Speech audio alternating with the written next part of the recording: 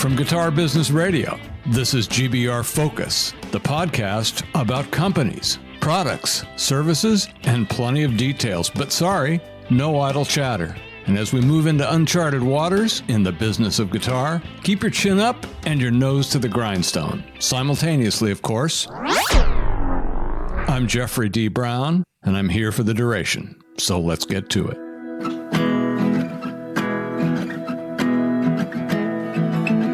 Welcome to this episode of GBR Focus, brought to you by Guitar Business Radio and GHS Strings. And I want to remind all of you that you can subscribe to GBR Focus on your favorite podcast platform, and you can get on our email list, listen to shows, and get more information on each episode at gbrfocus.com.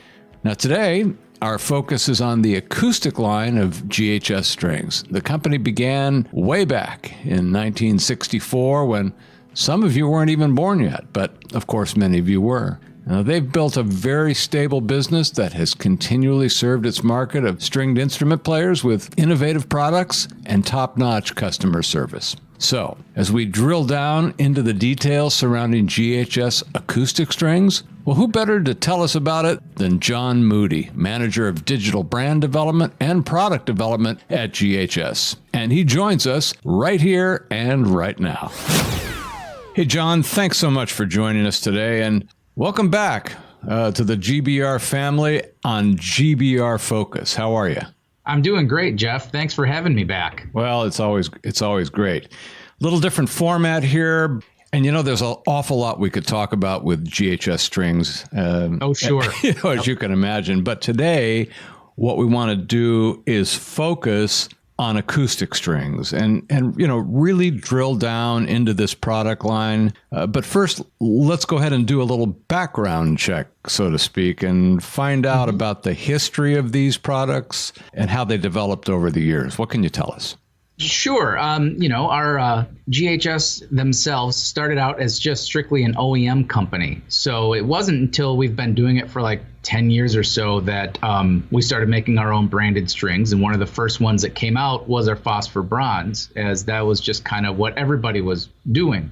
But from there, we had a product development guy that was very shrewd and started listening to, people that were playing these, and they would be saying, these sound great on this guitar, or, my mahogany guitar really could use something brighter because these are just really dark. And so he spent some time looking into different materials that could be used to make these strings. And that's how the line started to evolve, started to branch out a little bit. So, now at this point, we've got about 10 different types of acoustic guitar strings.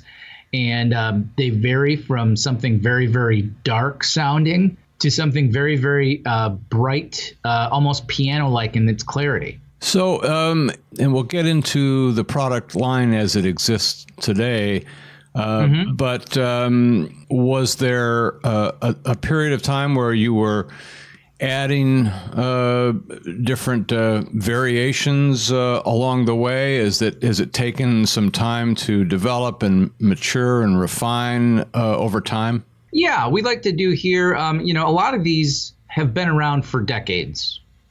So that in that regard, they're not new. But we always try to keep looking at them and see if there's what are the players doing? Because back in the 80s when some of these came out, players were playing a lot of 13s on their guitars, and that was great. We could make those perfect. But as now we're noticing a lot of people are they're going to 10s on their acoustics, very, very light sets. Really? Wow. Yeah, that was our biggest surprise. Yeah. So it's been starting to do that. It's going back to our sets, not just saying these are set in stone, but saying, okay, these are what people like, but this is maybe how they're using them now. How can we make these strings that people love for so long? How can we make sure that the people that still want the 13s are serviced, but also make sure that the people that maybe do that but want to switch to 10s can keep their favorite set on their guitar? So you're staying in tune with the market. I mean, that's the sign of a successful company, that you got your ear to the to the grindstone, or whatever that saying was. Probably not that, but you're keeping good track of what's going on, and that's so vital, right? Yeah. I mean, and that comes out just from listening to people, and especially when people come to us and say they have an issue. I mean, those are the kind of things that I prefer. Mainly because, somebody comes and says, hey, your vintage bronze strings are the best things I've ever found out. I use them on all my guitars. I'm like, those are very nice. And I always appreciate those as well. But if someone says, man, I tried these strings and they're just not doing it for me, that's when you could start, digging a little deeper and be like, okay, well, why aren't they working? Or what is doing it? And sometimes a lot of that comes down to, I think you just have the wrong strings for your guitar. I'd be happy to get you a set of these so you can hear the difference. Well, that's a perfect segue into my next question that I had in mind. One thing I've noticed is that GHS offers a lot of comparative information about the different kinds of strings in each of their lines. It's it's quite impressive. I was hoping you could tell us something about the variations of the acoustic line in terms of usage and application of these string sets. How would you go about that? Yeah, sure. I mean, the big thing we try to stress to people is that, especially with an acoustic guitar, because, the soundboard and the body woods play so much more of a critical role than just with a regular electric guitar. We really feel that the strings pick the instrument almost. So that's why we put up as much comparative information that's as easy to digest as possible. I mean, I'm a bass player by trade, so I'm not an acoustic player at all. So when we write this stuff out, I try to put it in that sense of like, okay, I'm not an acoustic player, but if I can understand it, anybody can. Yeah, so with sense. that, we've got our brightness bar that we've used for a long time, and it starts with a lot of just the materials. We have a thing called bright bronze, which is tech-wise is an 80-20 material that's very, very bright. Very crystal clear, puts a nice shimmer and quality on your instrument. And we usually tell people that's good for something like a darker instrument that you would like to liven up a little bit. Or it's something, if you've got an instrument that you really need to cut through the mix, this is the kind of thing you would go for. And it just kind of, as you move down, you get into stuff like our Phosphor bronze, which is the traditional 8% that everyone uses for that. Then we have an infinity bronze, which is just a coated string, something that somebody would like a little bit more life into the strings without necessarily changing the actual sound. But also our take on that as well is we have the Americana set. And what that is it's our Phosphor bronze, but we cryogenically treated it. Well, what does that mean? What does that mean, John? In layman's terms, we froze it. Yeah, I was guessing it was going in that direction, but tell us a little bit about that process and what the benefit of that is. Yeah, let me see if I get this right. We take we send it out, and the strings get frozen down to, I believe, almost 360 below. Oh, that's chilly. Yeah, right. And then they're brought up. And what that does is that actually kind of strengthens the material a little bit, makes it a little bit more durable and long-lasting. So you can get almost a coated string longevity from a regular round-wound string. And what that also does is that actually brightens the tone a little bit as well, gives it almost a little bit more output. So we call the Americana set kind of our Phosphor bronze on steroids. It's something if you want just a little bit more than the standard Phosphor bronze, but you don't want to jump tonally up all the way to like a bright bronze. Well, that makes a lot of sense. Sense. And you've got you've got what? I was looking at the website, and what, 8, 9, 10 different varieties of acoustics, or something like that. Yeah, we're actually getting ready also to release an 11th set here, probably in the next couple of weeks. Our thin core Phosphor bronze. What can you tell us about that? I can tell you everything. Yeah, I bet you can. Put it together. No, this was another one of listening to what the people wanted. And a lot of people, there's a lot of players now that are, their aging population would still like to keep playing. And are you talking about me? No, But no, you probably Jeff. could be, right? No. Not that I'm old or anything, right?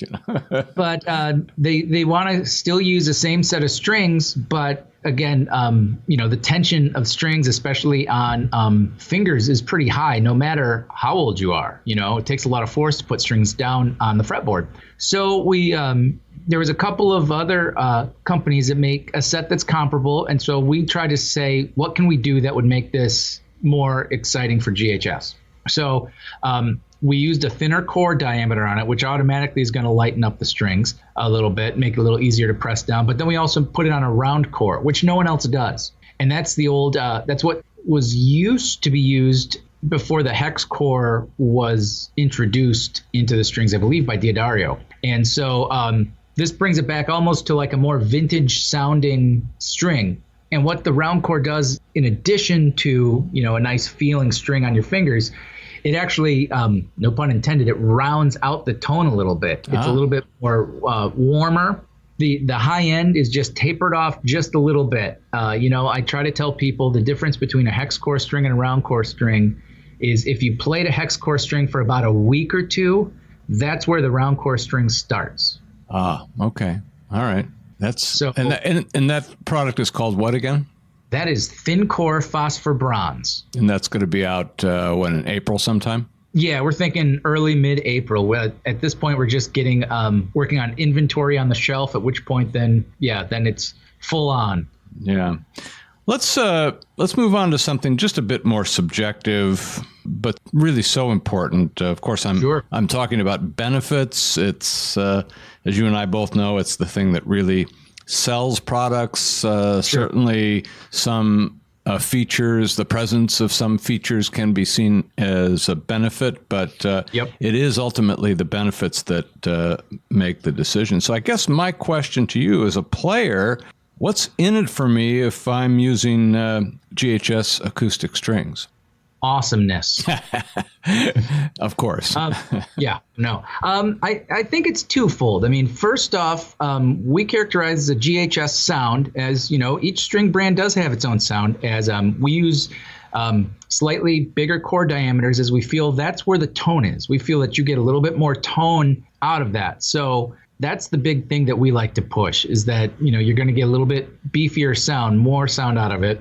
In terms of our plain strings that are on all of our acoustics and electrics, we have a thing called lock twist on it. It is the highest break point of any plain steel string that hasn't been modified in some way. And what I say by that is some other companies will reinforce that twist where the ball end joins the string by either wrapping another piece of wire around it, or they'll solder the end. And both those do help with the breakage of those.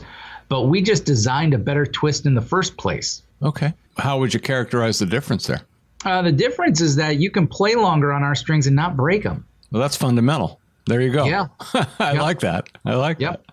And I would say the last big feature, I think, is we've got arguably the widest variety of acoustic strings of any major company. And that, coupled with, all the info I've tried to put out there, really, we want you to make an informed decision. We don't want you to, as much as all this is a term of marketing, we don't want you to rely on just strictly marketing. We want you to have all the information so you can look and make your own choice. Like if you're going into a string store, you can look at that string wall and you know exactly what every single set of strings is going to do, and you know how it's going to react on your guitar. Yeah. It strikes me, just kind of a question just kind of flew into my head, and I know that you guys are real big on customer service. Yeah. What role does that play here? Because I would certainly think that falls into the benefit category as well. When you email GHS, you're going to get a reply.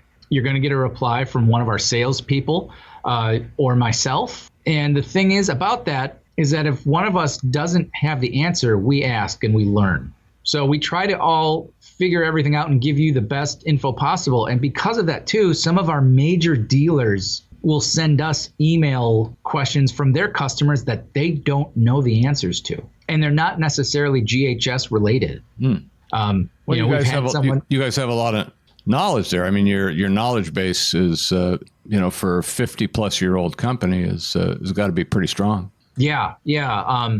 The nice thing too is our retention rate here is actually pretty high. I think the average employee here is probably around 30 years working. Wow. Yeah. That's great. But you're not even that old, are you? Yeah. I'm just kidding. I know you're much older than that. I'm bordering on 6 years right now. So. Well, listen, that's all that's great, but let's talk about people a little bit. Two questions on people. First, okay, who should be using GHS strings? That's a wide open question, and the follow up on that is going to be, well, who is using GHS strings? Right. I mean, obviously, the first answer is anybody that wants to sound awesome. So, but that was a ringer question. Right. Honestly, anybody would be a great person. But I mean, in terms of who is using GHS in the artist family, I mean, we've got some long-term heavy hitters like John Mellencamp, Johnny Resnick from the Goo Goo Dolls, Eddie Vedder from Pearl Jam, Doyle Dykes. Then we've got some people coming up like Shooter Jennings, who's greatly making a name for himself. I mean, it's already there anyway, but he's just still proving why he's the best. Rick Monroe, Ray Zaragoza, Joshua Davis, a Michigan native who was on The Voice and very well known. And then we've even got like guys that you wouldn't necessarily consider that use our stuff, like Tim Armstrong from Rancid uses our acoustic strings, as well as a Disney alum, Sabrina Carpenter. So that's a pretty diverse list, and I think that kind of proves the point, doesn't it? Yeah, I mean, we've got some huge names there. We've got some just who I call blue collar musicians, the ones that are just road dogs and on the road all the time. And we've also, got people like you and me who are just more casual players that just kind of play around locally or so. Yeah, it's I think one of the things that I want to reinforce that I like about GHS is that you've been around since 1964, so it's at about 55 years now. There's some stability there. I think the word stability is almost a pipe dream in this day and age where things move so fast, but we like to think so, yeah. Yeah, so I think that gives people a lot of confidence in doing business with you. And let's not kid ourselves. You guys have done a huge amount of business over the years and made quite a name for yourself. Let's get to the section that we like to call the acquisition segment of the show. So important, sure. Probably the most important part. That's why we leave it for the end. So let's talk about all the different ways folks can acquire GHS acoustic strings. Oh, sure. I mean, the first suggestion I would say is your local music store. Go in there, support that local business, because if you don't, they won't be around. Other than that, there's so many amazing online music companies that are really geared towards the customer. Like you can find our stuff on Sweetwater. You can go to Just Strings, Strings by Mail. Just the list goes on and on of just. Yeah, I mean, too many to mention. I know that right. It's almost ubiquitous. I love to use that word, ubiquitous.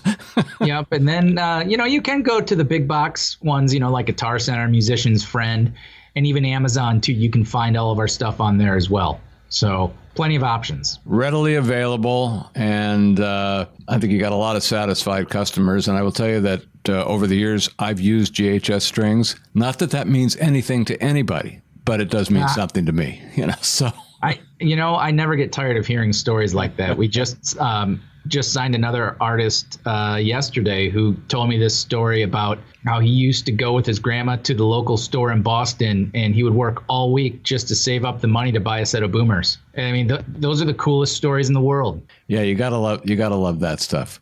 Well, listen, A lot of really, really good information here, John, as always, and we're always happy to have you on, and you always got a lot of good things to talk about, and we'll look forward to talking about some of the other great products from GHS on another show somewhere down the road. But again, folks can get more information on your website at... That's right, at GHSstrings.com. GHSstrings.com. We'll put a link to that on the episode page, and certainly encourage folks to check out that site. I can tell you, I found that there's a lot of really great information there, and you talked about that brightness bar. Yeah, that's and I think you find that or something similar to that almost all the products out there. There's that concept is presented for all the products out there. So very good. Anyway, well, thank you again, John, and we'll look forward to talking to you again. Thanks so much, Jeff. So what did you think of the interview with John Moody? We definitely want to hear from you, and you can do that easily through the official episode page on our website at gbrfocus.com, or on Facebook and Twitter at Guitar Business, or you can email us directly at contact@guitarbusinessradio.com. And of course, if none of that works for you, you can always just call us on our GBR hotline at 888-777-2404. You can do that right now if you like. Operators are standing around expecting your call. Please don't disappoint them. So, once again, I hope you got some value from our interview. I always enjoy talking to John. Every event I see GHS at, I always see him, bow tie and all. He's very engaged with the company, very engaging with customers, vendors, staff, and others. And I think he represents a company that has built a solid foundation and has continued to build on it with incremental growth and development over many years. And of course, if you'd like more information, just visit their website at ghsstrings.com. So that about wraps up this episode of GBR Focus. Stay tuned and stay in touch at gbrfocus.com. And don't forget to keep an eye on guitarbusinessradio.com, where every Wednesday we bring you in-depth, long-form interviews with some of the most interesting and well-respected individuals with great stories to tell about their experience in the business of guitar. So, as always, stay positive, stay focused on your destination, but keep all the options open on how you're going to get there. Thanks for listening, and I'll see you again on the next episode of GBR Focus.